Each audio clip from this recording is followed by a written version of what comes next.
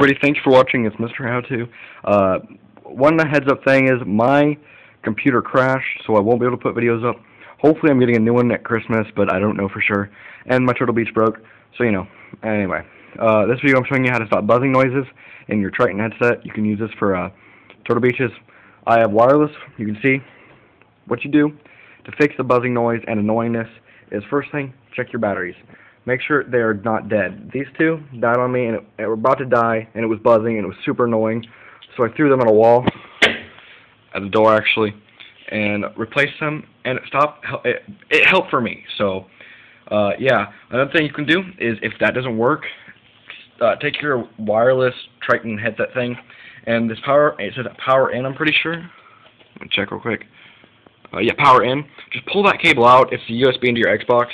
You really don't have to have that. That's just for like audio from your Xbox, like the gun shooting and all that. You don't really need that if it is too annoying for you. But yeah, you can still talk to your friends even though the power in is out.